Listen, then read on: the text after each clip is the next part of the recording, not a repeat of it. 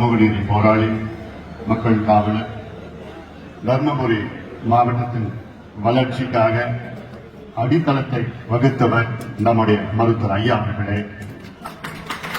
பாட்டாளி கட்சியின் கௌரவ தலைவர் மரியாதைக்குரிய திரு ஜி.கே. மணி அவர்களே, மாவட்ட செயலாளர் சட்டமன்ற உறுப்பினர் மரியாதைக்குரிய திரு வெங்கடேஸ்வரன் அவர்களே, மாவட்ட செயலாளர் மரியாதைக்குரிய திரு அரசாங்கம் அவர்களே, முன்னாள் நாடாளுமன்ற உறுப்பினர் மருத்துவர் செந்தில் அவர்களே, முன்னாள் நாடாளுமன்ற உறுப்பினர் பாலிமோகன் அவர்களே, முன்னாள் சட்டமன்ற உறுப்பினர் வேலுசாமி அவர்களே, மாகாணத்தில் இருக்கின்ற சமுதாயங்களை முன்னுக்கு கொண்டு வர வேண்டும் என்ற நோக்கத்திலே தான் ஐயா அவர்கள் கட்சியை தொடங்கினார். 35 ஆண்டுகள் ஆகியும் அந்த இலக்கை நாம் அடைந்திருக்கிறோமா என்று கேட்டால் நிச்சயமாக இல்லை. ஐயா அவர்கள் அந்த காலத்திலே எம்ஜிஆர் அவர்களை சந்தித்தார், பிறகு கலைஞர் அவர்களை சந்தித்தார், பிறகு அன்று பிரதமர் ராஜீவ் காந்தி அவர்களை, அன்றைய ஆளுநர் பி.சி. அலெக்சாண்டர் போன்றவர்களை எல்லாம் சந்தித்த பிறகும் இந்த இடஒதுக்கீடு அவர்களுக்கு கொடுக்க மனமில்லை. அந்த நோக்கத்தில் ஏன் நான் கட்சி தொடங்கணும், கட்சி தொடங்கி அதிகாரத்துக்கு வந்து அந்த இடஒதுக்கீடு அல்ல சமூக நீதி திட்டங்களை செயல்படுத்த வேண்டும் என்ற நோக்கத்திலே தான் இந்த கட்சியை அவருக்கு தொடங்கினார். பிறகு கட்சி தொடங்கி பல தேர்தல்களை சந்தித்தோம். 96 91 ஒரு சட்டமன்ற உறுப்பினர், 96 4 உறுப்பினர்கள்.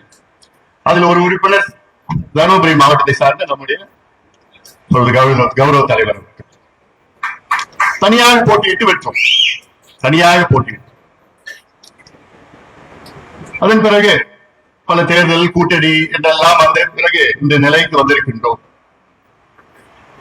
தர்மபுரி மாவட்டம் நம்முடைய வரலாற்றில், அதாவது பாட்டாளி மக்கள் கட்சியின் வரலாற்றிலே மிக முக்கியமான ஒரு மாவட்டம். காரணம், இந்த மாவட்டத்தில் நம்முடைய பலம், இது நம்முடைய கோட்டை, பாட்டாளி மக்கள் கோட்டை நம்முடைய மாவட்டம் தர்மபுரி மாவட்டம். இந்த மாவட்டம் எனக்கு தனிப்பட்ட முறையிலே பல பாடங்களை கற்றுக் கொடுத்திருக்கிறது. எனக்கு அரசியல் கற்றுக் கொடுத்த மாவட்டம் இந்த மாவட்டம். பெண்ணாகரம் இடைத்தேர்தல் 3 மாதம் இங்கேயே தங்கி மிகப்பெரிய பாடத்தை இந்த மாவட்டம் கற்றுக் கொடுத்தது, தைரியத்தையும் கொடுத்தது இந்த மாவட்டம். பிறகு 2016 சட்டமன்ற தேர்தல், 2014 நாடாளுமன்ற தேர்தல், எவ்வளவு எதிர்ப்புகளை மீறி இந்த தொகுதியின் நாடாளுமன்ற உறுப்பினராக நீங்கள் எல்லோரும் சேர்ந்து என்னை ஆக்கினீர்கள். அதன் பிறகு எத்தனையோ திட்டங்கள் எல்லாம் எனக்கு முன்பு பேசினார்கள். ஆனால் இதற்கெல்லாம் அடித்தளம் யார் என்றால் மருத்துவர் ஐயா அவர்கள் தான். இதற்கு அடித்தளம் என்றால் இந்த மாவட்டத்தினுடைய முக்கியமான பிரச்சனை குடிநீர் பிரச்சனை. அதற்கு தீர்வு ஐயா ஒரு மருத்துவர், ஒரு மருத்துவ துறையில புளோரோசிஸ் என்றால் என்ன என்று ஐயாவுக்கு புரிந்திருக்கிறது. இந்த மாவட்டத்தில் நிலத்தடி நீரிலே புளோரைட் கலந்த நீர் இருக்கிறது, நச்சு நீர் இருக்கிறது என்று அதையெல்லாம் கணக்கிட்டு பார்த்து பிறகு விஞ்ஞான ரீதியில அதற்கு போராட்டங்கள் எல்லாம் நடத்தி வேறு வழி இல்லை, போராட்டம் மட்டும்தான் தீர்வு என்று மனித சங்கிலிருந்து தொடர் போராட்டம், வழக்குகள், சட்டமன்ற, நீதிமன்றத்தில் எல்லாம் சென்றுதான். நினைத்து பாருங்கள், இந்த மாவட்டத்துல ஒரு ஆறு போகுது, காவிரி ஆறு, 2 ஆறு போயிட்டு இருக்கு. மேற்கு கரையில காவிரி ஆறு, வடக்கு கரையில தென்பெண்ணை ஆறு. தமிழ்நாட்டில 4 பெரிய ஆறுகள், 2 ஆறு நம்ம மாவட்டத்துல போயிட்டு இருக்கு. ஆனா இந்த மாவட்டத்தில் உள்ள தண்ணியை குடிப்பதற்கு திண்டிவனத்துல இருந்து வந்து இங்க வந்து போராடு பெற்று கொடுத்தது ஐயா அவர்கள். அந்த அளவுக்கு இதுல என்னன்னா, ஆட்சியாளர்களின் மனநிலையை புரிந்து கொள்ள வேண்டும். இன்று வரை அது மாறவில்லை. இன்றும் முதலமைச்சர் இருக்கின்றார். அவருக்கு இந்த மாவட்டத்தில் பிடிக்காது நினைக்கிறேன். இந்த மக்களை பிடிக்காது, அது தெரியுது. இந்த மாவட்டத்தை பிடிக்காத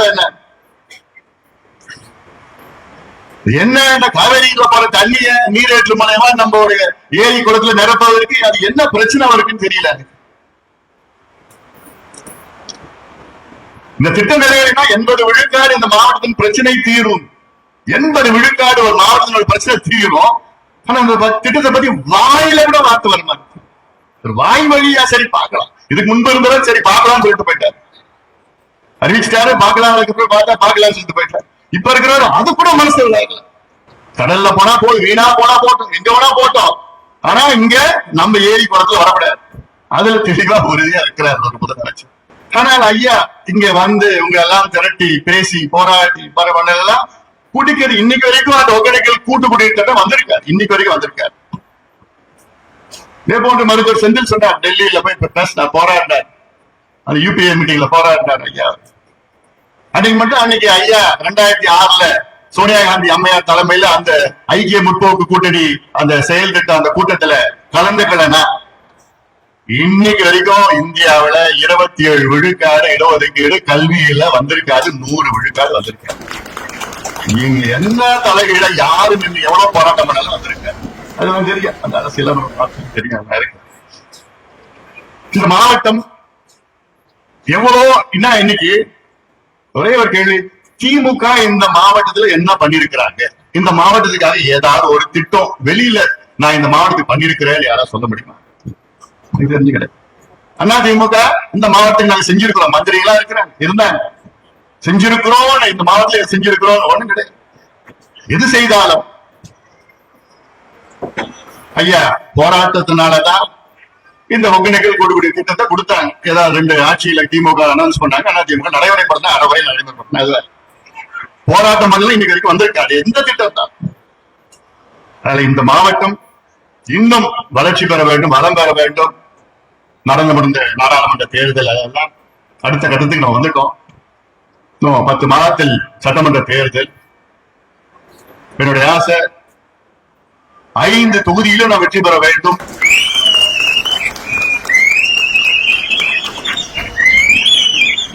தனியாக போட்டியிட்டாலும் 5 தொகுதியிலும் நாம் வெற்றி பெற வேண்டும். அந்த நிலைக்கு நாம் வர வேண்டும். முடியுமா? முடியுமா? உறுதியா முடியும். நம்மால மட்டும்தான் முடியும், வேற யாராலும் முடியாது. வேற யாரால முடியும்?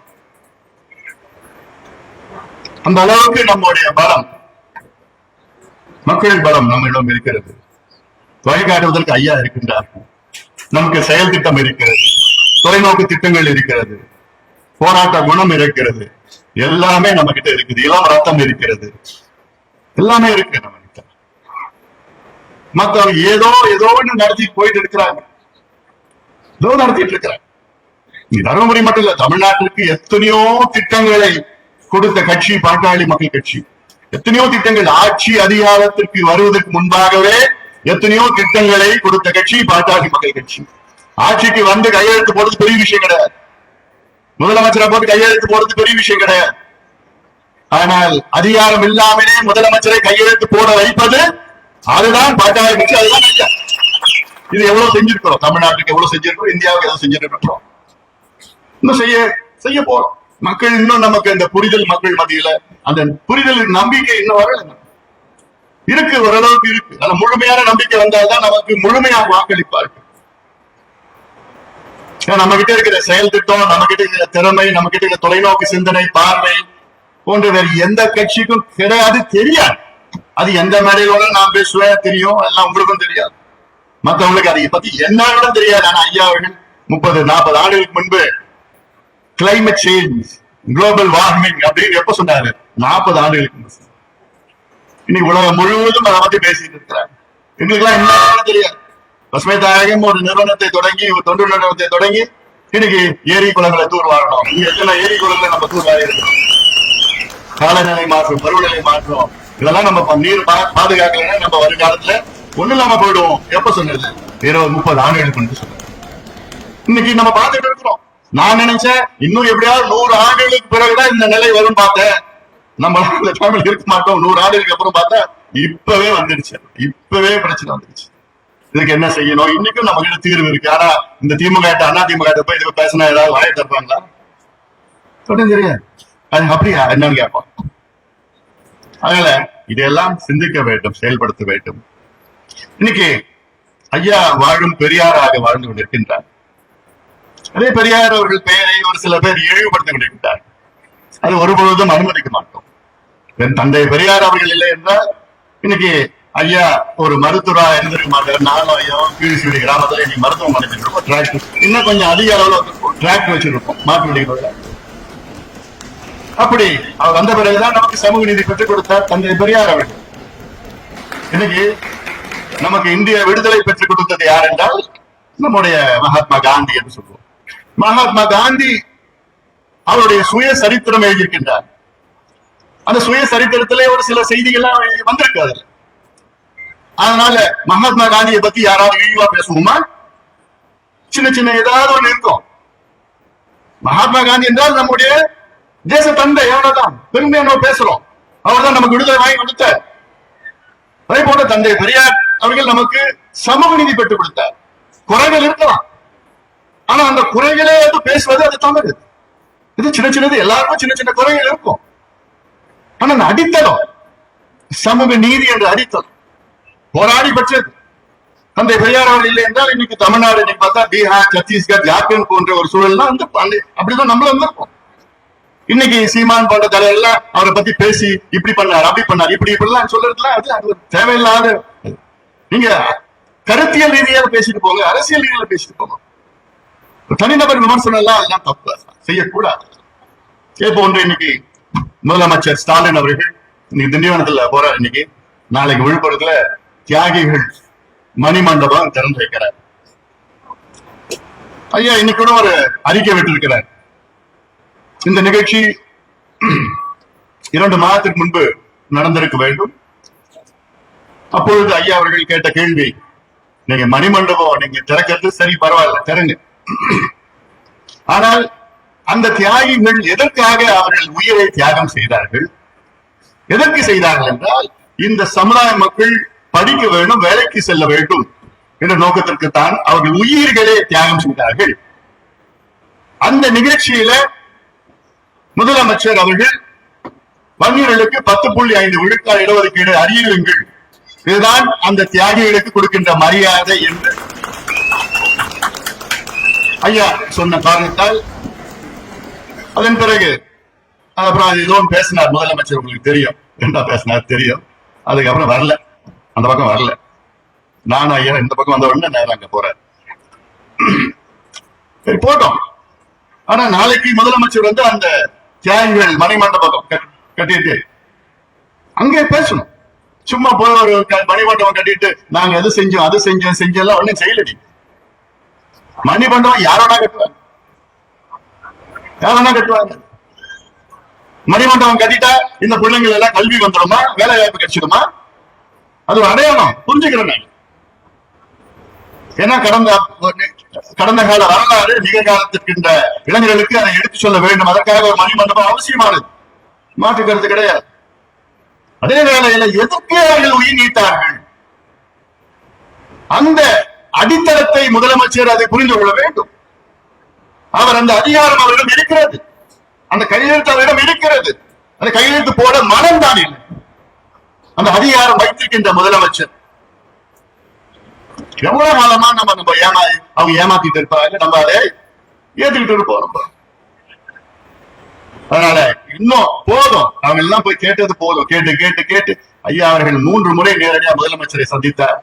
நானும் 3 முறை போயிட்டேன். நம்முடைய கௌரவ தலைவர்ல இருந்து எம்எல்ஏ எல்லாம் போய் எத்தனையோ முறை போய் பேசி பேசி ஒவ்வொரு முறையும் நான் செய்யறேன் நிச்சயமா செய்யறேன்னு வர சொன்னேன் முதலமைச்சர். எவ்வளவு நிச்சயமா செய்யறேன்னு சொன்ன முதலமைச்சர் 3 ஆண்டுகள் 2 ஆண்டுகளை நேரடியா போய் பார்த்து ஒவ்வொரு முறையும் பார்க்கணும். நிச்சயமா செய்ய ஒரு முறை என்ன சொன்னார் முதலமைச்சர், நானே சட்டமன்றம் கூட்டத்தொடர் முடியுது சொன்ன உடனே ஏன் அதுக்கு ஒரு சிறப்பு கூட்டம் ஸ்பெஷல் செஷன் வச்சுட்டா போதுன்னு அந்த அளவுக்கு சொன்ன முதலமைச்சர்